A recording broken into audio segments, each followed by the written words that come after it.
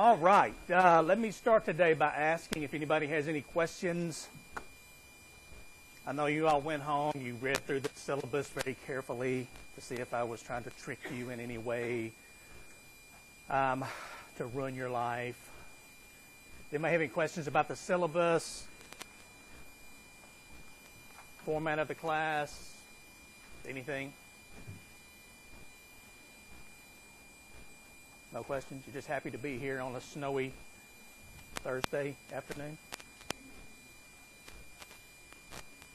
All right, good. Well, since you're so happy to be here, we might as well talk a little bit about chapter 1. And so this is, again, on, if you go to Canvas, if you go to the PowerPoint presentations for each chapter, you will see 2 files listed under each chapter. One is in-class PowerPoints. That's what you're looking at now. That's what I'll be using throughout the semester. And so if you want to save yourself a little bit of writing and note-taking, you can print out the in-class PowerPoints. The other one is the book PowerPoints. That's just the canned presentation that comes with the textbook. I put that up there simply because it might help if you just want to look over it for study purposes. But I'm not going to use it in class. All right. So you are in a finance class. You all look happy to be here. I can see the smiles on your faces. So let's talk about, first of all, what is finance? And that may sound fairly simple, but it's a kind of a tricky question because I have a lot of people and they ask me what I do for a living. And if I tell them I'm a finance professor, I typically get one of 2 answers or responses. The first response is, oh, you're a finance professor. That means you can do my taxes. And I'm thinking, well, maybe I could do your taxes, but that's not really what I do. And the second response is simply finance. What do you teach? What is that? And it's kind of a tricky question. And so I have provided you with a definition of finance, about the best definition that I can think of. It says finance is the art and science of managing money. Now, let's break that definition down a little bit. The art and science of managing money.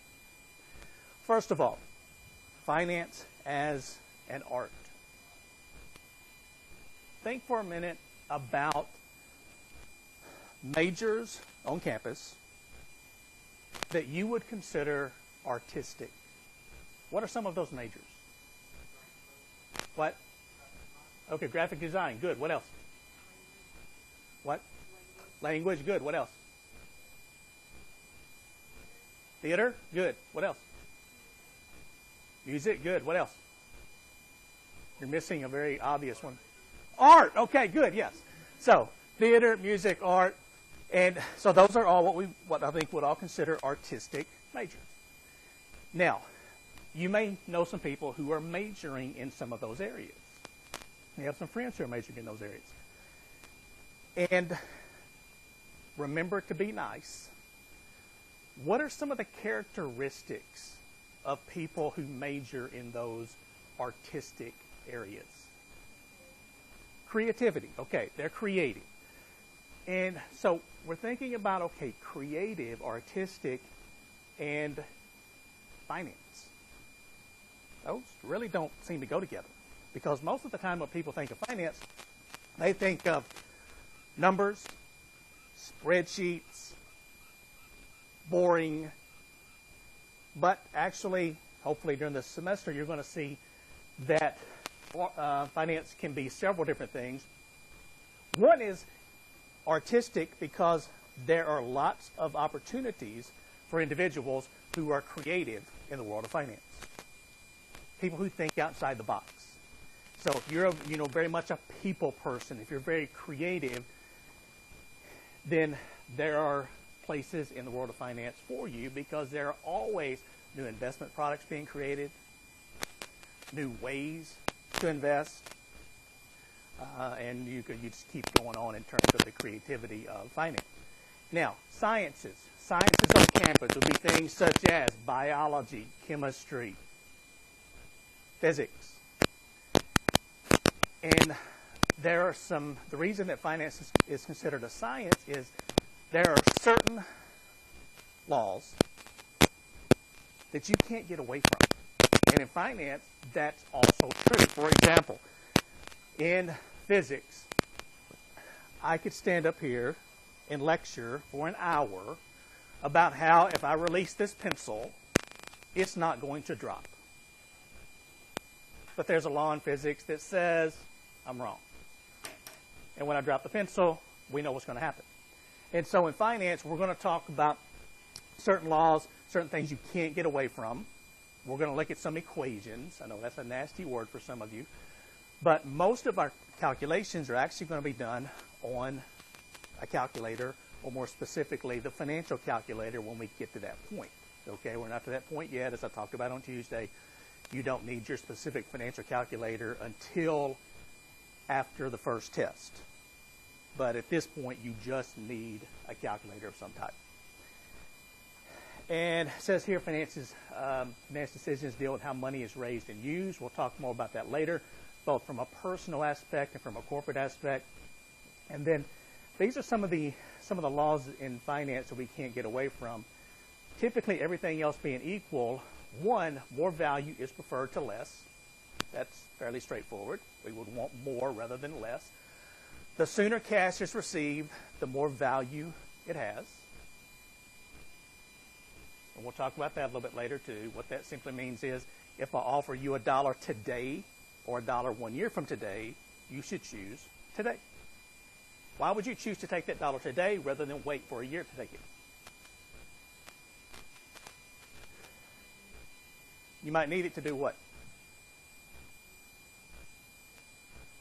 You can spend it. You can buy something with it today. Because of inflation, we know that that dollar 1 year from today is going to buy less than it will buy today. Or you can invest it. You can put it to work for you. So you can invest $1, and hopefully 1 year from today, that dollar is going to be worth more than the $1 that you originally invested. And then third, less risky assets are more valuable than riskier assets. And we'll talk about that a little bit later too. And we'll calculate the present value of some of these assets, and we'll see that the discount rate that we use, the more risky the asset, the higher the discount rate. That means it simply has a lower present value or a lower value in dollar terms today. But again, we'll talk about that a little bit later.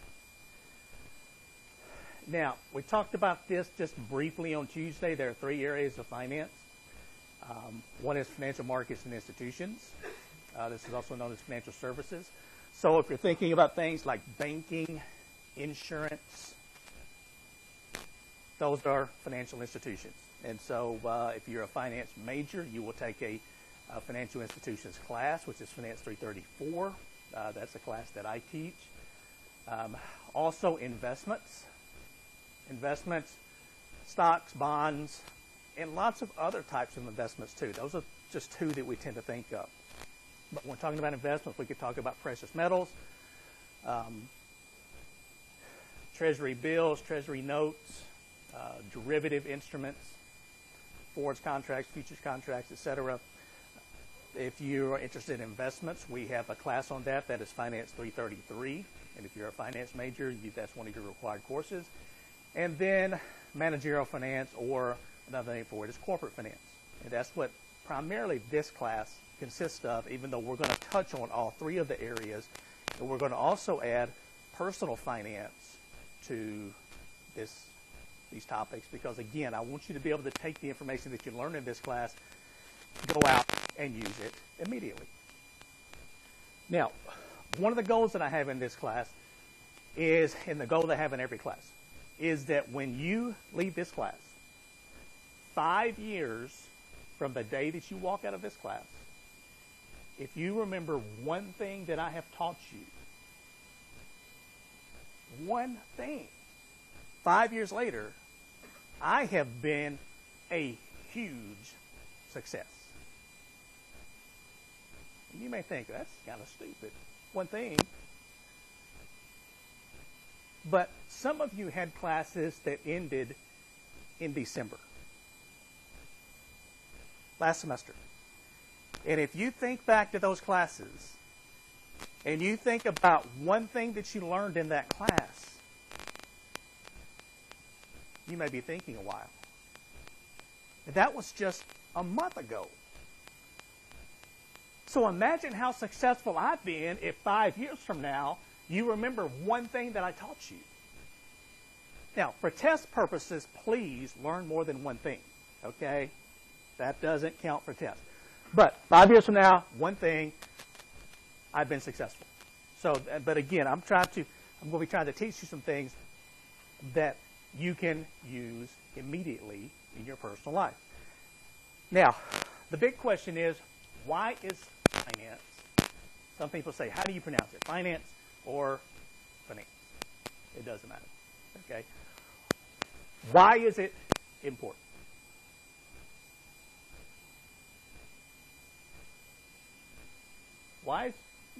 You're all sitting here. Murray State has said if you want a degree in business, and some of you aren't even business majors, that you have to take at least 3 hours.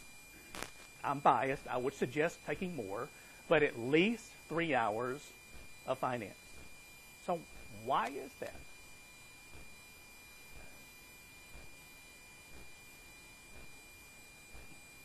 You're sitting here for unknown reasons? Excellent answer. Okay. You're going to have to eventually know how to manage your money. So I'm going to change this up just a little bit. But finance is a part of your everyday life.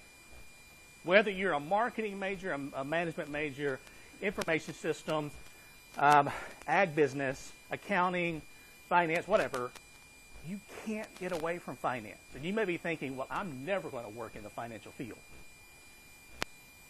And that may be true. But if you're a part of the marketing department of a company or a manager of a company, understanding the financial aspects of that company is going to help you tremendously. Even from a personal aspect, today already, you have probably made 10 or 12 financial decisions. What am I having for lunch?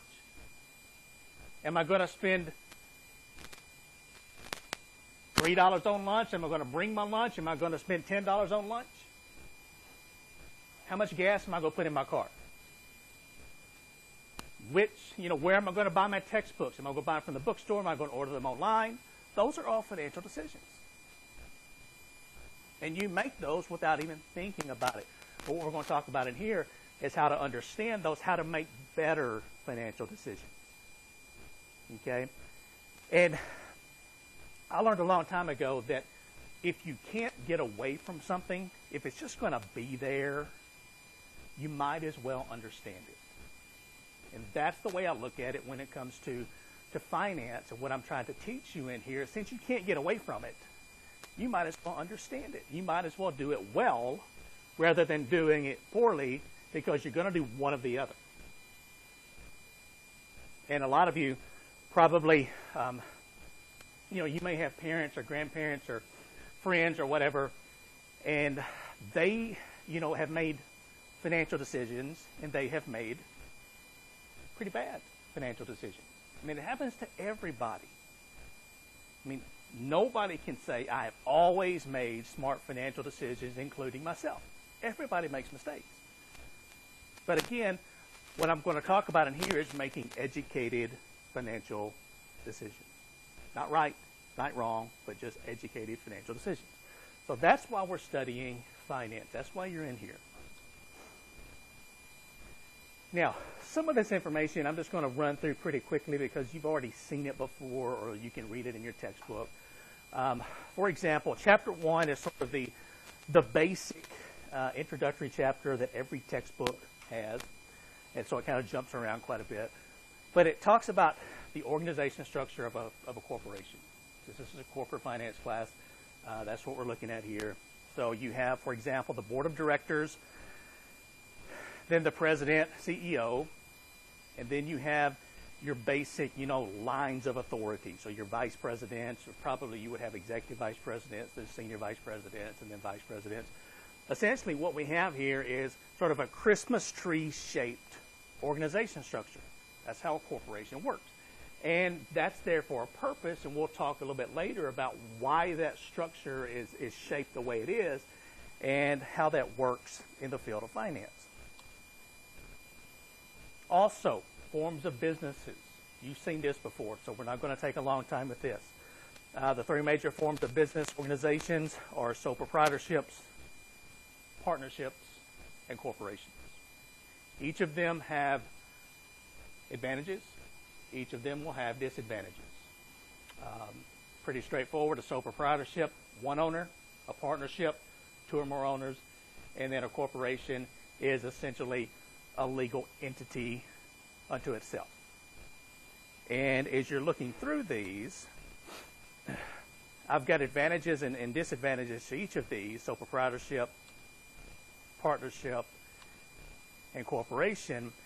And what I want you to focus on for test purposes are the advantages and disadvantages of a corporation. And I'll do this throughout the semester. If I see something that I think is really important for you for test purposes, I will point it out to you. I might actually mention it more than once.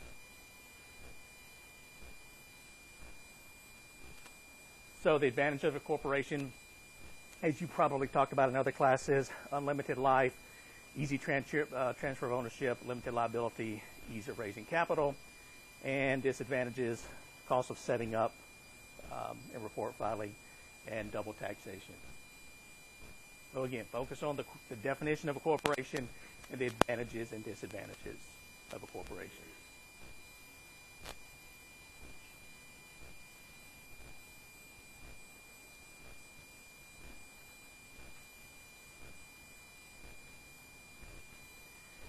And then also in Chapter 1, it talks about hybrid forms of businesses. So these are, they're not necessarily full, what we call a C corporation. So when I'm back here and I'm talking about a corporation, somewhere, right here, I'm talking about traditionally, when we say a corporation, we're talking about a C corporation. That is a corporation that pays income taxes. So just like you and I, we're actually going to talk about income tax a little bit later, but you and I pay personal income tax. Corporations pay corporate income taxes. So that's a C corporation. But there's also something under the hybrid forms of business called an S corporation. And these are listed in your book, I want you to know what an S corporation is. So I've got it in red print here. And basically the way an S corporation works is, it's a corporation that if it fits certain criteria, instead of paying income taxes, it passes its earnings through to the shareholders, and then the shareholders claim that income as personal income, and they just pay taxes on it as personal income. So it's just taxed one time. Unlike a C corporation, when they make a profit, they pay taxes on that profit, so they pay corporate income tax, and then what they have left over, they can basically do two things with it. We call that net income. They can do two things with the net income. They can either put it back into the company. We call that a retained earnings account. So they can plow it back into the company to use later, or they can pay it out in dividends to the shareholders. And if the shareholders receive dividends from a C corporation, they then have to declare that as taxable income and pay taxes on that. So it's essentially taxed twice. An S corporation, they get around that. But again, you have to meet certain qualifications, and typically these are smaller corporations that fall into the S corporation category. But for the test, know what an S corporation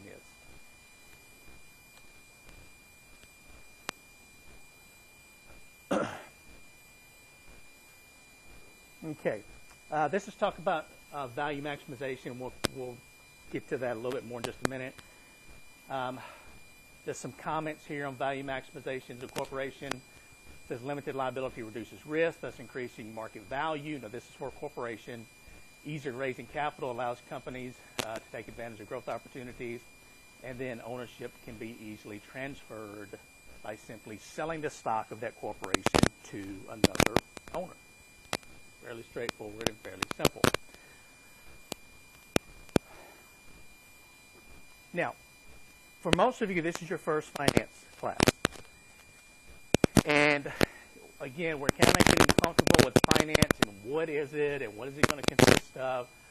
But this slide is referring to finance and how it's related to a close cousin, which is the field of economics. Now, think back to your principles of economics classes. Eco 230, 231. Does that bring back nice, happy memories? Most of you are going, no, not even no, hell no, it doesn't bring back good memories, okay? Others are saying, yeah, it was okay. Okay, and I can understand that. As a matter of fact, I've taught principles of economics before a long time ago. It wasn't probably one of my favorite classes to teach, but made it through it. In your principles of econ classes, you talked about something called marginal cost, marginal revenue, marginal product. And in terms of an economics class, what did the word marginal represent? For example, marginal cost. What is marginal cost?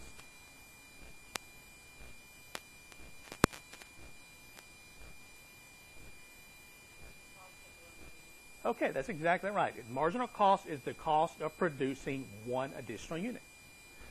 Marginal revenue is the revenue received from selling one additional unit. And so finance is very similar to economics in that we make decisions based on the margin. And very important part of this slide, underlined here, says that if in finance, as a corporation or as an individual, the marginal benefit, for example, if we're investing money, the marginal benefit of that investment must be greater than or equal to the marginal cost of that investment. Otherwise, we're not going to invest the money. It's really simple. It's simply saying that as a corporation, if we're going to invest $1 million in a new piece of equipment, that new piece of equipment must provide us with more than $1 million of benefit, or we're not going to do it. Really simple. Okay? So you need to know that finance and economics are related because both of them make decisions based on marginal analysis, or based on the margin. Now, finance and accounting. A lot of people get these two confused. And I will tell you, by the way, how many accounting majors do I have in here? All right, quite a few. I will tell you that accounting majors tend to do really well in finance classes. I will also tell you that accounting majors tend to make great finance majors when they eventually switch. Okay? I'm not kidding. I'm serious. A lot of times, accounting majors will get into some of their intermediate classes, intermediate 2 especially, cost accounting, and they're like, whoa, this is not what I thought it was going to be. Okay? And so normally, every semester, and I'm not trying to discourage anybody, accounting is a great major, and it's a great, great profession. But typically, every semester, I have probably at least 5 or 6 accounting majors sitting in my office going, could you run a what-if analysis for me on the RACER audit and see how long it's going to take me to graduate if I switch from accounting? And the reason they're very closely related. And they do a lot of the same things. And so some of the skills necessary for accounting can also be applied to finance. But this is talking about 2 differences between finance and accounting. Okay? The first difference is that accounting focuses on what's called the accrual method, and finance focuses on what we call the cash method. Now, since I have so many people raise their hand because they're accounting majors, I'm going to ask you this. What is the definition of accrual accounting, or what is the accrual method of accounting? What does that mean?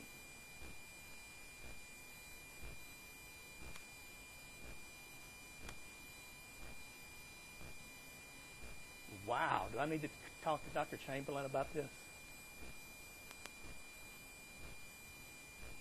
The accrual method of accounting means that you recognize sales When? Do what? As they happen, okay. And you recognize expenses when? When they occur. Okay, so with the accrual method of accounting, if you recognize sales when they occur, you recognize expenses when they occur. Now, that doesn't mean that cash is actually changing hands. For example, let's say I'm a car dealership, and I sell a car on December 31st, but I sell that car, and the person buying the car has to finance the car through either a bank or Ford Motor Credit or General Motors Credit, whatever it might be. And so I can put down car sale, say it's a $30,000 car, $30,000, and I can have that on my income statement for that particular calendar year because it was made December 31st. But I may not actually get the cash for that car until January 4th or 5th or 6th or 7th or 10th. Okay? And so with the accrual method, I can put down, I made a sale December 31st, completely legal, nothing wrong with it, but I don't actually have the cash that I can spend or invest until later in the year. And with expenses, it's the same way. We recognize the expense when it occurs. It doesn't matter when the cash actually flows in or out. With with finance, we use the cash method. That means that we recognize sales when the cash actually flows in, and we recognize expenses when the cash actually flows out. And in finance, as mentioned here, cash is king. So you're going to hear me talking about cash flows, cash flows, cash flows all semester. Okay, so I'm not saying that anything's wrong with the accrual method. I'm just saying that in finance we utilize what's called the cash method. And secondly, there's a difference between finance and accounting in that, and I'm stereotyping here, but accounting is typically what's called an information gathering function. Accountants take numbers, lots of numbers, and they put them into usable formats, such as income statements, balance sheets, cash flow statements. And then finance, and again I'm stereotyping here, but finance is a decision-making function based on the accounting numbers that have been put together by the accountants. So know those two differences, okay? First one, accrual versus cash method. Second, information gathering versus decision making. Two differences between finance and accounting. And then the goal of a corporation, since this is a corporate finance class, this is one thing that when you walk out of here at the end of the semester, you need to know this. I'll go ahead and tell you, this is going to be a question on the first test. It's probably going to be a question on the second test. It is probably going to be a question on the final exam. If you miss it on the final exam, I might fail you for the entire class. Okay? No, I won't do that. But this is coming, okay? Bright red letters. The ultimate goal of a corporation should be to maximize shareholder wealth. Maximize shareholder wealth. A lot of people think that when it comes to corporations should make as much money as possible. And that's actually not true. We'll talk about that in a minute. So another way of saying this is the goal of a corporation should be to maximize stock price. Or maximize share price. When I talk about shares and I talk about stock or shares of stock, shares and stock are the same thing. And stockholders of a corporation are the owners, so I could say maximize a corporation's owner wealth. It would be the same thing. And then this kind of gets into, and you can read this in your textbook, it gets into some managerial incentives, social responsibility, because that's increasingly important today with more corporations going green, trying to find more efficient sources of energy. And so all of this is sort of combined into one. Now, we'll talk about this a little bit later in the semester in different chapters, how maximizing shareholder wealth also gets into capital structure decisions, capital budgeting decisions, and dividend policy decisions. All of that will be covered in later chapters. Now, as I mentioned earlier, some people will say that, what should be the goal of a corporation? If you ask 100 people, probably 99 are going to say a corporation should make as much money as possible. And as we talked about earlier, that's not correct. But here are 3 reasons why maximizing profit is not the appropriate goal. Now, there's nothing wrong with the corporation making a lot of money. I mean, I'm not saying that, okay? So you're talking to your friends, they'll say, man, my finance professor said that a corporation shouldn't make a lot of money. That's not what I'm saying. I'm simply saying that when done the right way, making a lot of money will correlate to maximizing stock price. So, maximizing profit is not always appropriate because it ignores 3 things. One is the timing of the returns. We talked about this earlier.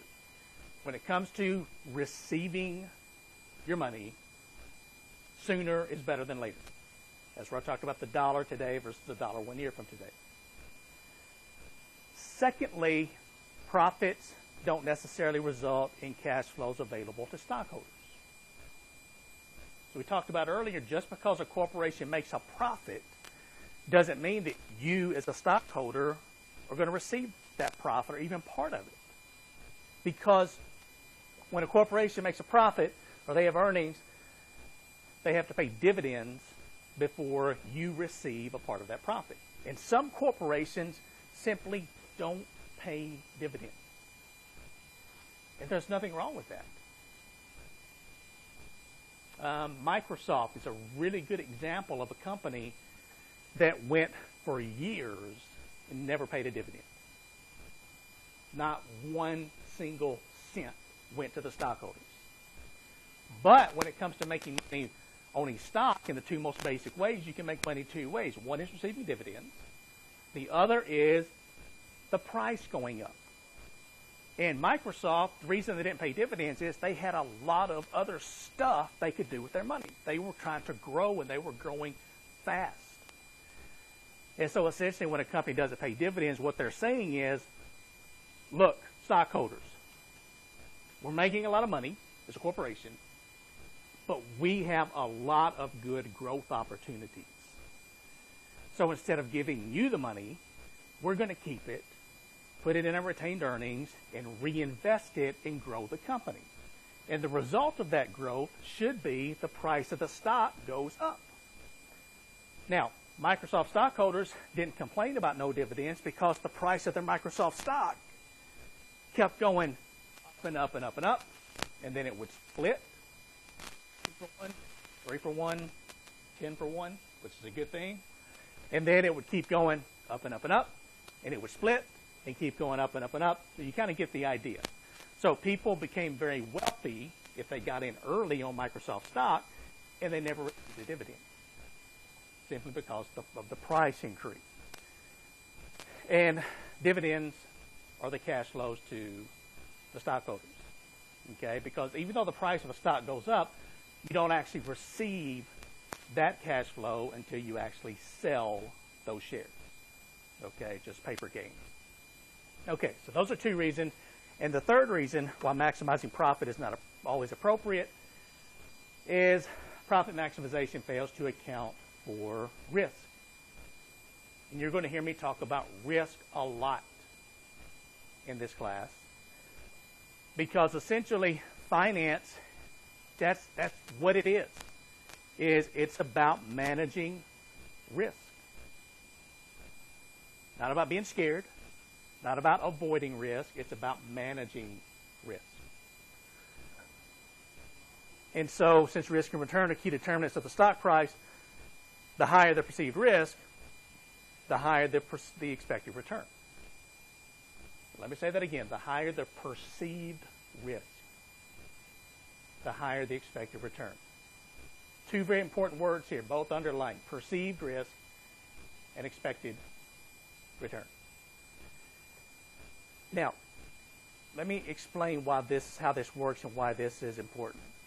It says here, most managers and people are what we call risk averse.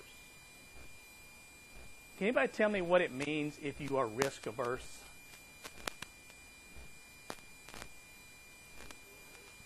Okay, avoid risk. Anybody else?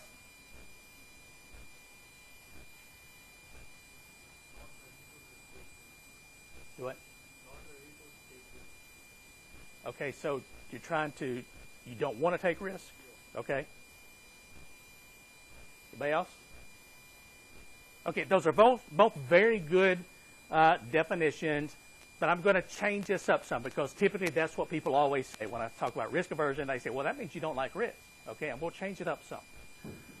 Risk aversion means you must be compensated for taking additional risk. If you're risk averse, you must be compensated or you must be paid for taking additional risk. So it doesn't necessarily mean that you don't like risk. It simply means that if you're going to take more risk, you're going to be paid for taking that risk.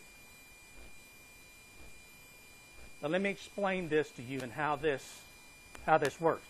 Because if you perceive more risk, you're going to expect a higher return. It doesn't mean you're going to earn a higher return. It simply means you expect to earn a higher return. Now, let's say, for example,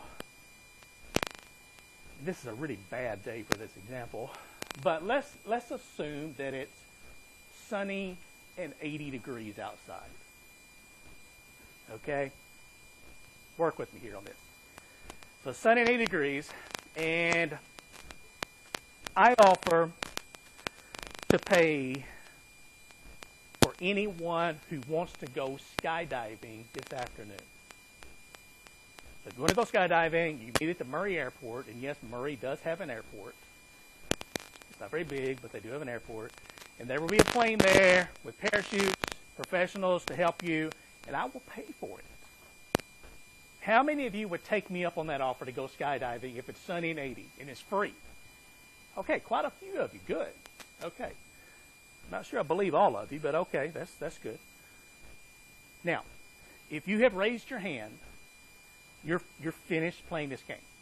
Okay? You're done. Now let me ask you this, those of you who did raise your hand. Skydiving has some risk involved. Some perceived risk. What is your expected return from going skydiving this afternoon, if you raised your hand? Lifetime? You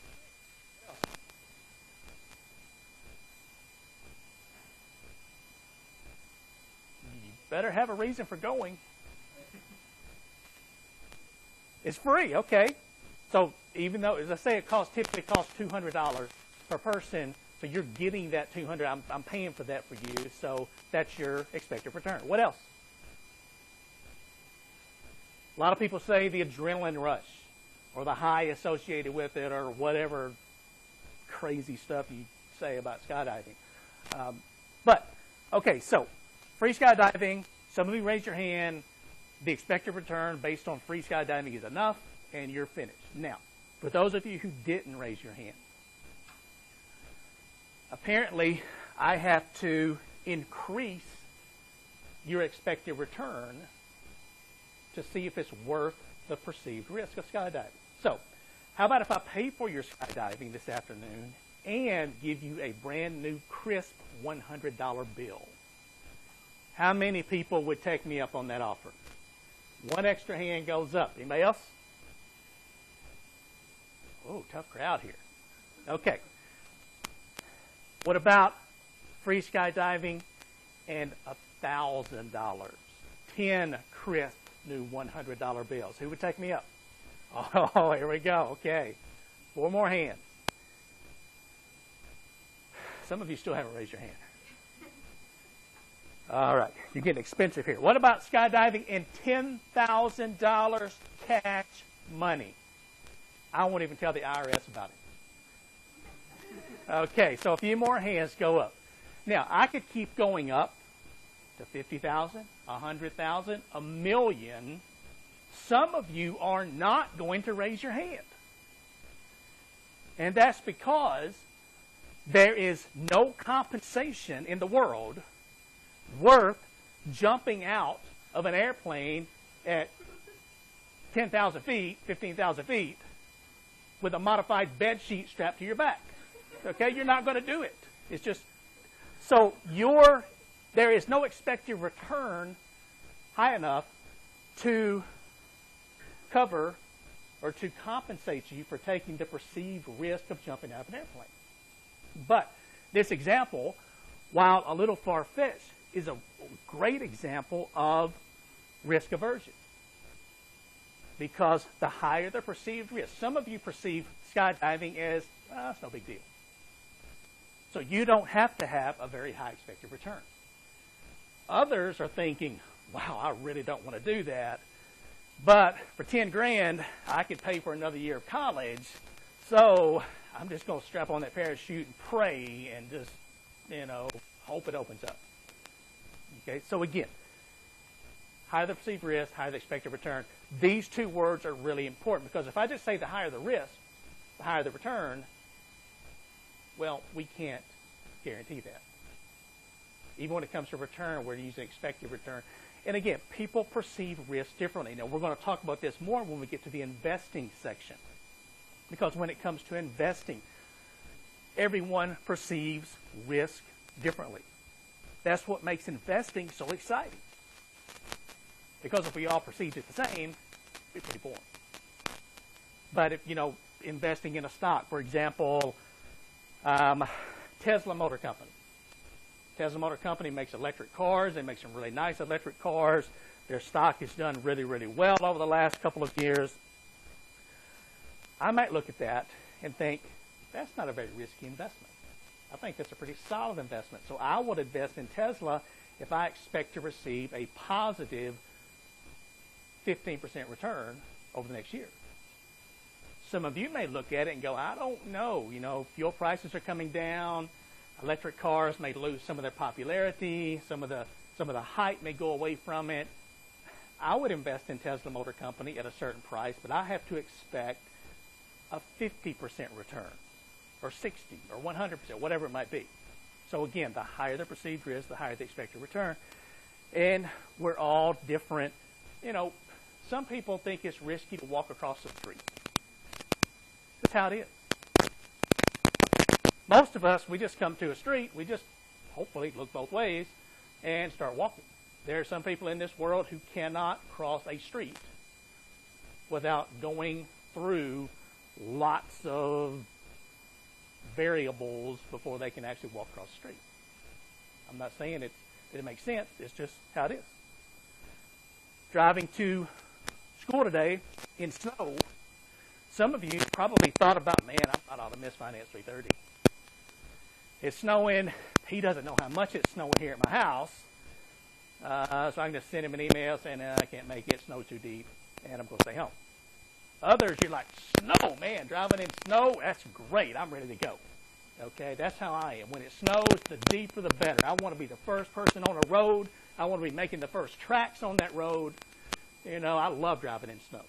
Others don't. But again, all of this is about being risk averse, okay? So we're going to talk about risk aversion a lot later in this semester, so I want you to have a very good grasp of what that means. All right. Let's talk about this for just a minute. We're kind of shifting gears just a little bit, talking about the agency issue. It says an agency relationship exists whenever a principal, another name for a principal is the stockholder of a corporation or the owners. When a principal hires an agent, another name for an agent is a manager. So a lot of you will be agents for a corporation to act on his or her behalf and is given decision-making authority. Now, this last part is really important, given decision-making authority. That manager has to be able to make decisions for this agency issue to come into play. Now, both parties, stockholders and managers, are what we call utility maximizers. Utility in this example means satisfaction. That means they want the most that they can get from basically everything. And you're like that too. You may say, I'm not quite like that, but you are, okay? I'll explain in a minute about this. And an agency problem results when the agent makes decisions that are not in the best interest of the principal, or when managers make decisions in their own self-interest and not to benefit the company's stockholders. Now, I'm going to come back to this in just a minute. Let me go forward one. Okay, so I'll give you a chance to get this written down.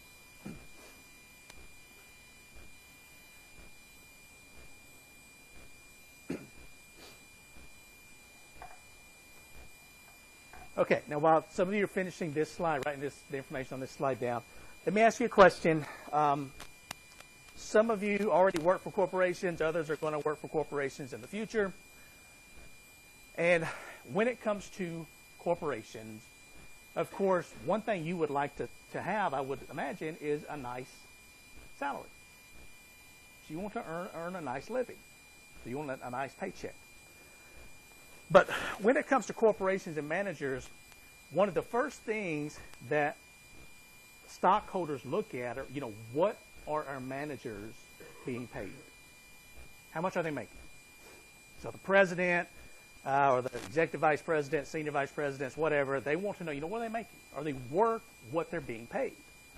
And the board of directors are shareholders. They're typically big shareholders, and they're the ones who make decisions for the other shareholders.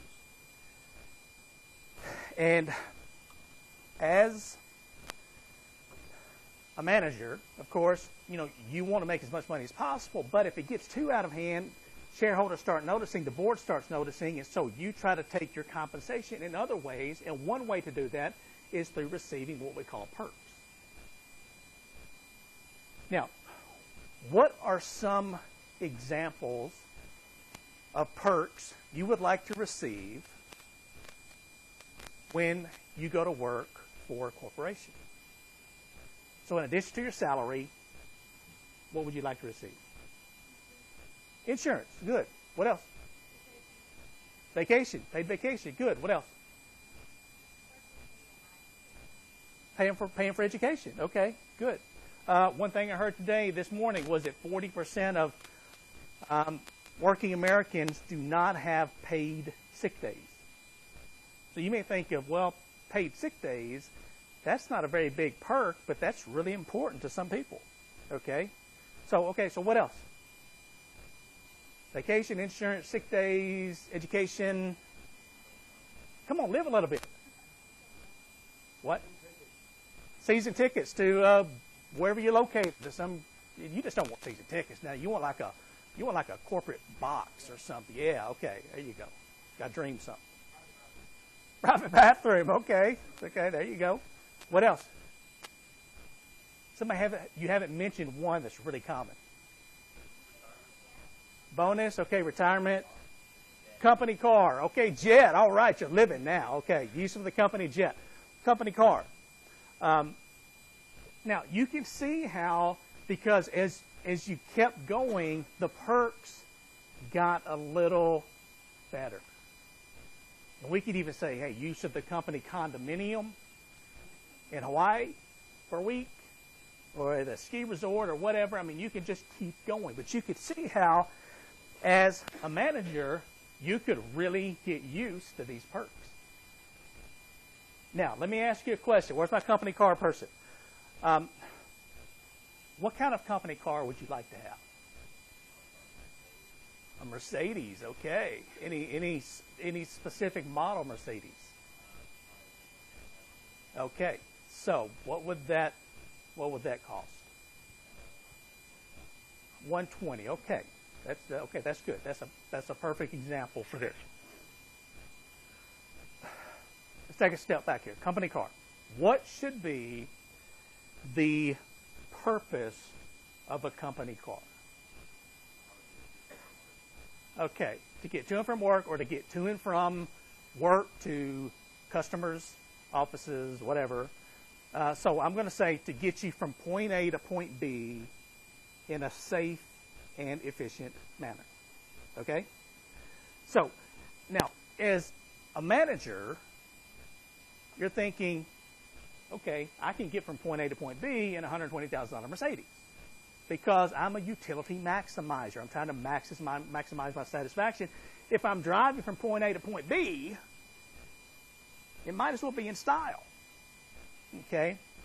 Stockholders, on the other hand, the owners of the company, they're going to look at this and think, okay, you can probably get from point A to point B in a Ford Fusion, maybe even a used Ford Fusion, 2012 model, just as easy as you can get there in a brand new Mercedes. Okay, so you can see here this agency issue coming about. As a manager, you're wanting the best for yourself. Stockholders, on the other hand, are saying, hey, we don't want you not to have a company car, but we want you to kind of scale back on it some because you're spending our money.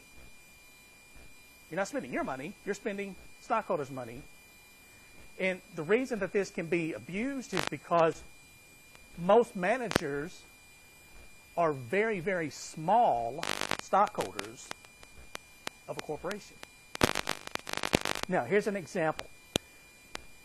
Let's say that you have a 100% owner-manager. That's one person, they manage the company, and they own all of the stock. If this person decides to join, let's say they want to join a local country club, and membership fees are $10,000 per year.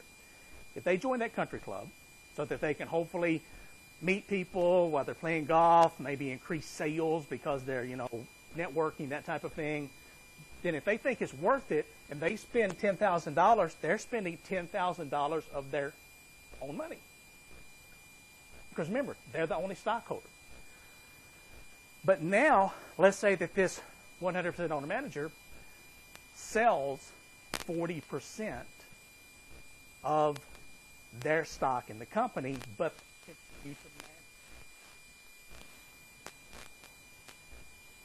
So now they own 60% of the stock. Somebody else, other people, own 40%. If they decide to join the country club, and it still costs $10,000 per year, essentially how much of their own money are they spending? 60% of $10,000 or $6,000. Who's paying the other $4,000? The other stockholders. It's like we're having a sale on country club memberships, 40% off, because now you're spending somebody else's money. And this is with a 60% owner. What percentage of ownership do you think most CEOs have when it comes to Fortune 500 companies? What percentage of the stock would you think they own? Okay, that's a good answer. Less than 10%. A lot of times, less than 1%. So you can see how easy this would happen with perks like a country club membership, which you didn't mention that, by the way, but that could be a perk. At 60% ownership, what if you own less than 1% of the stock? Man, that $120,000 Mercedes, you're spending almost none of your money. You're spending stockholders' money. And so when it comes to salaries, no matter what you do, no matter how long you've been there, or how much you're paid, and this is true, when it comes to salaries, you're never going to think you're being paid enough. Okay?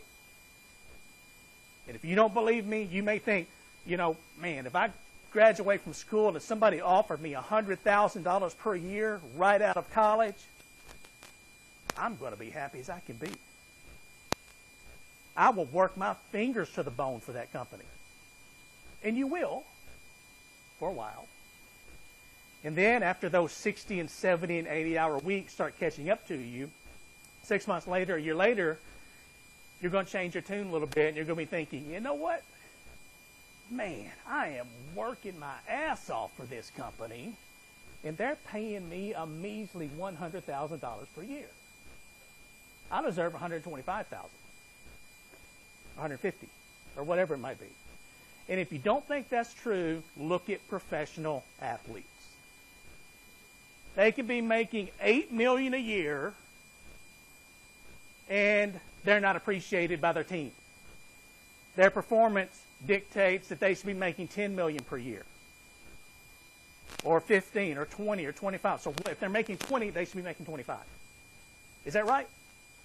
People who follow athletics, is that right? So they're never paid enough. So, we're always going to think that.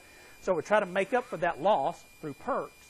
And again, this can be easily abused. And so this is what stockholders take a close look at, or they try to take a close look at it.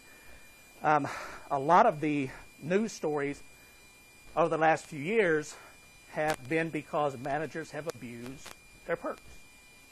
It's not their salaries. For example, you had one case where a company president in New York City lived in the suburbs of New York.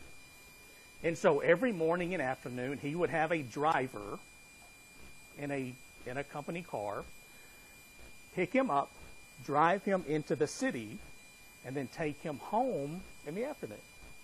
Well, that's a pretty nice deal, I would think. But the problem was, it took quite a while to get from his house to the office. And so he wanted to save some time. So he said, look, this is ridiculous. Why should I have to let my driver drive me an hour and a half into the city and back out every afternoon? I should just buy an apartment close to company headquarters. Apartments in New York aren't cheap. And so this person spent about $4 million of stockholder money to buy a corporate apartment close to headquarters. And even though that's a lot of money, you might be able to justify that. I mean, it's tough, but you might be able to. But in addition to the $4 million on the apartment, if you're going to have an apartment in New York, of course, you've got to have it furnished very well.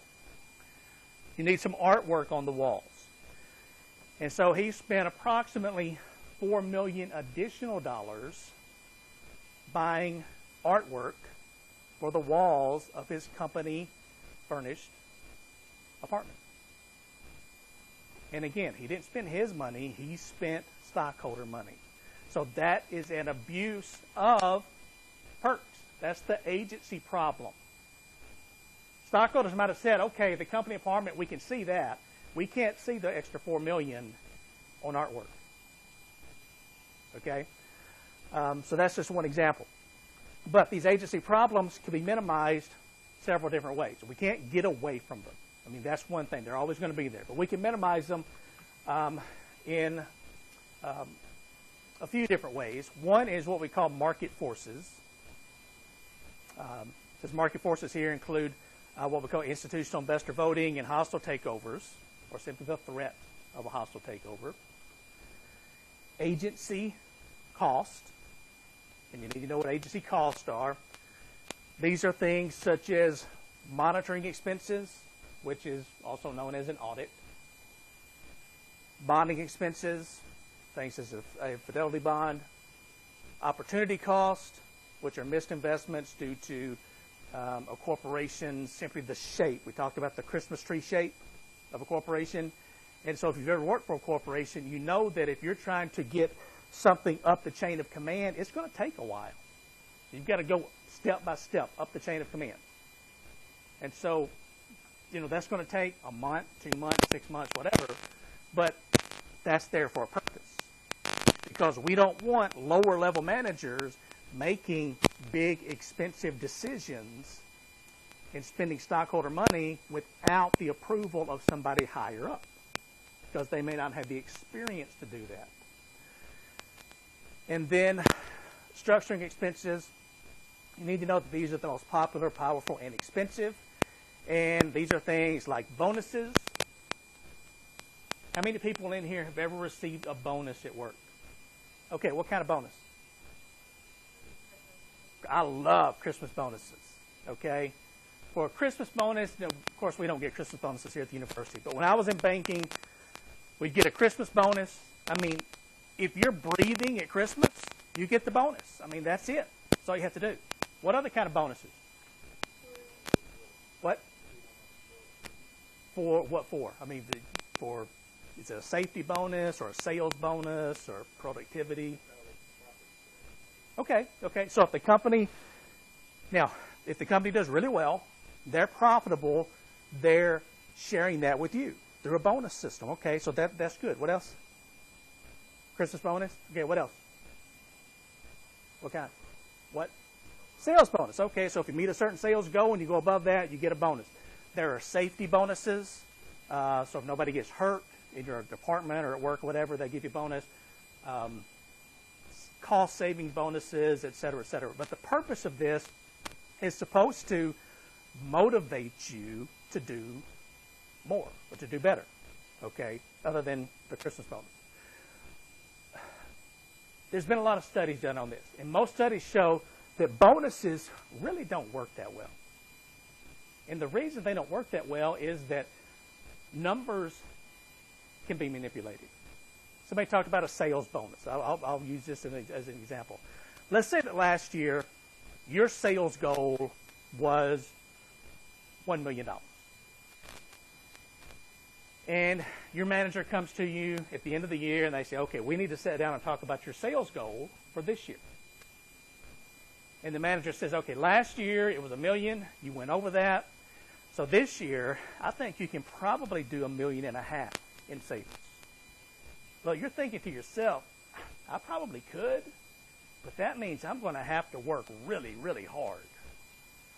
And I'm going to have to spend less time on the golf course and less time at the lake. So I don't really like that $1.5 million number. So you start backpedaling. You start making excuses. I don't know about that. I just think I got lucky last year. And $1 million, that's probably good. I might even back it down some this year because the economy, it still hasn't recovered. What you're trying to do, you're trying to make sure that you can meet that bonus with minimal effort, meet that sales level, and go above it. So you're essentially sandbagging. Any golf in here, you know what sandbagging is? Anybody? Nobody? Sandbagging is when if you're playing in a 2-day tournament, the first day of the tournament, you play terrible so that you can get seated in a lesser flight so that the next day you can really turn it on and do really well and hopefully win your flight and win whatever prize there is. So you're giving less than your maximum effort. And that's what happens not always, but a lot of times with bonuses. Something better is what's called a stock option. A stock option is meant to motivate everybody involved because the way it works is you're given, let's say that the current stock price is $18 per share. And your stock option is part of your salary. You're given 100,000 options at $20 per share, which means you can sell these shares or you can buy them for $20 per share and then turn around and sell them.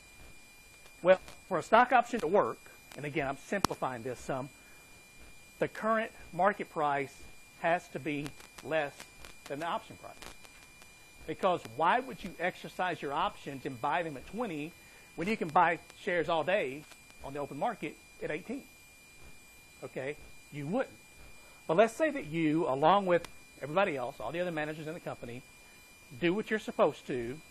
You work hard, you put in extra effort, and you increase the stock price, which is what we said should be the ultimate goal anyway.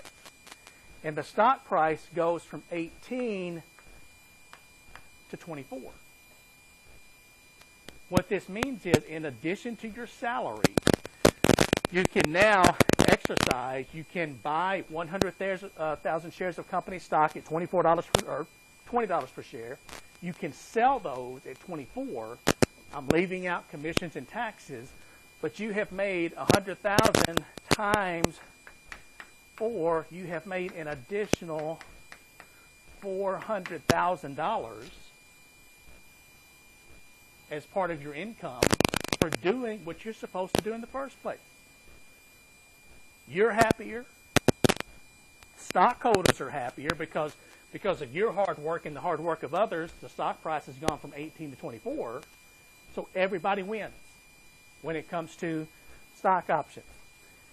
And then last, stockholders will keep paying these agency costs as long as the benefit exceeds the cost. If at some point they think it's not working, then of course they're not going to pay for these, because stockholders are the ones paying for these agency costs. All right, let's see. This is a good place to stop for today. Are there any questions so far about chapter 1? What we'll do on Tuesday is we will finish chapter 1. We will start into chapter 2. So if you would, be printing off your PowerPoint slides, be reading the chapters. Everybody have a safe weekend, and I will see you back here on Tuesday.